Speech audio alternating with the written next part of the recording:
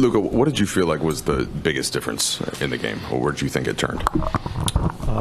Honestly, I would say that third quarter, the start. I think we had these problems last year too. So I think that was the most of the problem. It was a close game. We were down 1 at halftime, but then just start of third quarter, they went on a run. You were 13 for 14 in the paint, and just wondered, was it the way that they were playing, their size? Did you notice something to keep getting in there and being that efficient? And then, how did you feel like that came about?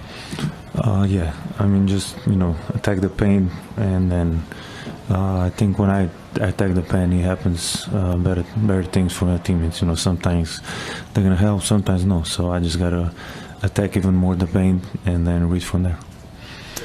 How would you characterize your level of comfort, not just you, but kind of as a group right now, considering the amount of guys going in and out, and obviously starting off training camp, find out you're not going to have LeBron. What's the comfort level with this group as of one game in? Obviously we have 81 games to go, but obviously we want to win every game. My comfort level is good. I think there was a lot of positive things tonight. Obviously, a lot of things that we need to work on. Like I said, especially third quarter, we got to figure it out. But my comfort level is fine. Luka, your performance obviously a positive.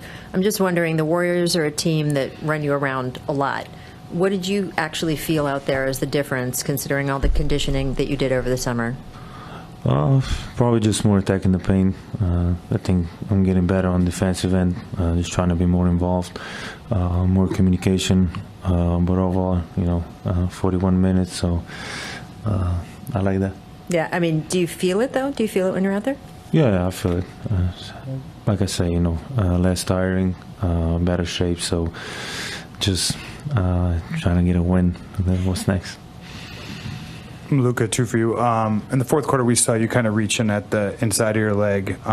Is everything good with your groin or? Yeah, it's probably nothing. You just felt a little bit because my hip went that way. I just felt a little bit, but probably nothing.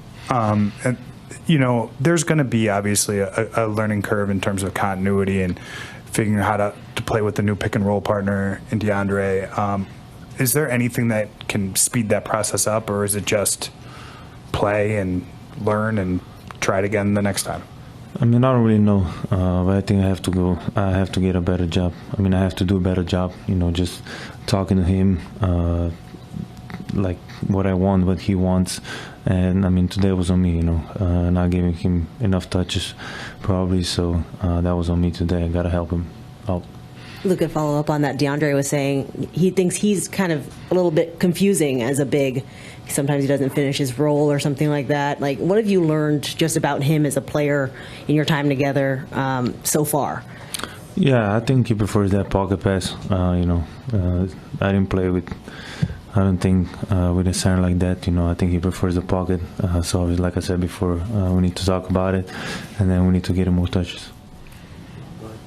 Hey, Luka, your defensive effort, we saw you trying to guard multiple guys. There was a time where you were guarding Steph, forced him to take a tough shot. Then you see Jimmy, and that was a different kind of matchup. When it's late in the game, how do you balance between being physical and getting stops and just trying to defend without fouling? You got to try and be physical, Obviously, if they're in bonus, it's a little bit harder. But in the end, you got to get a stop. That's what's going to win you the game. The third quarter, to kind of start things, when Golden State made a little bit of a push, and did you feel like that was a pivotal part of it, or did you think it was more of an overall trend for the game? The trend I see is that we continue to be a terrible third quarter team to start. That was last year. That was the preseason.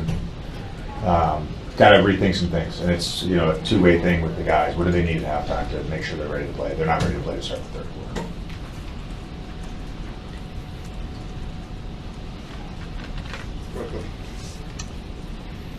JJ, pregame you mentioned discipline as something that needs to be there, specifically when it came to playing their post splits. Just overall, in a macro sense, how would you assess the team's discipline tonight?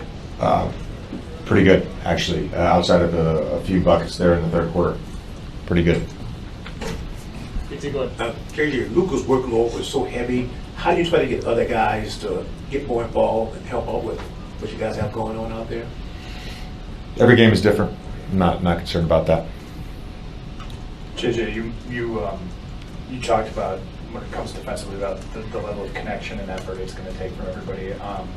Where's the connection on the offensive end right now, and how much of sort of this being the early stages would you attribute the turnovers to, and guys just maybe not being in the right places or the places people expect? Yeah, I think that's more it.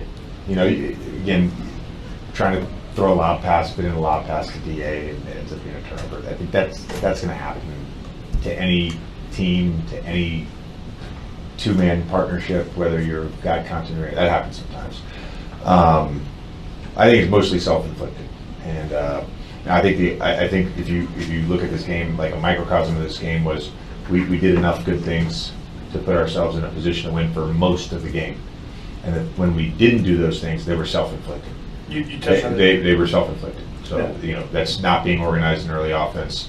That's having the wrong guy bring it up.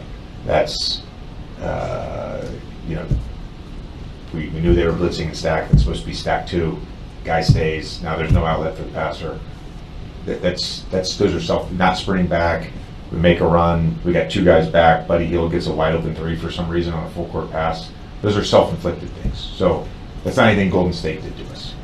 The pregame you mentioned kind of how the team has gone through this whole process without LeBron, like camp has been without LeBron. Yeah. You're going to solve these problems in the immediacy with the issues that are happening with this roster. At some point, you're going to get another huge piece back. Do you allow yourself any brain power thinking about how LeBron fits in with what this group is now, or can you not afford to do that? It's hard to forget about LeBron. The reality is when you're focused on the group that you have, you got to make that group work. So it's sometimes you can just be like, oh my God, we're going to get LeBron back at some point. Like it's awesome, but you are focused. I'll be honest with you, I did have one moment in that first half when we had a few possessions we couldn't score against the zone. I think it'd be great to have LeBron just to throw it to at the high post. Just sort of look down there, 40,000 points. Yeah. Can you kind of split the self-inflicted wounds that come from just we have better habits in this, we know how to play, versus these are the growing pains of some of the new pieces coming together and understanding the intricacies of the offense, understanding players' tendencies and what guys like, where they're going to be? Sure. Yeah, I think there's a little bit of that. I think that to me that shows up more on defense. When you know, I said pregame, you got to be really disciplined. It's like the times to Kobe's question, the times you make your own thing up. You know, Steph Curry gets a back cut for a layup. You know, Gary Payton slips and gets a dunk. We don't read a small pick and roll, and I wasn't on the floor. I don't know what the call is, and Jimmy turns the corner, they get a layup. So there's going to be growing pains with that, I think, early in the season, and hopefully it's not long. But it's more organization than it is like knowing guys' tendencies. I think that's where the offense struggles. JJ, LeBron was so important for you guys, like defensively last year, just calling out plays, sort of quarterbacking these. Who's stepping into that role, or at least I don't know if it's just you and Greg yelling all the time, or is it who's on the court in that role? Yeah, no, I think Da and Marcus have done a really nice job. Gabe, I know Luka and AR are being more vocal as well. But I would say right now it's Da, Marcus, Da, Marcus, and Gabe. With the following questions that with when LeBron's not there, how do you utilize Rui and this team and this play? Just ask it again. I'm sorry. How do you use Rui Hachimura and utilizing it when LeBron's not in the team? How do you use him? What kind of plan do you have for Rui? Same plan as always. Yeah, we're not going to ask a guy to change their role because someone's out of the lineup. He's got to stick to doing what he does best. Thanks, Coach. Thank you.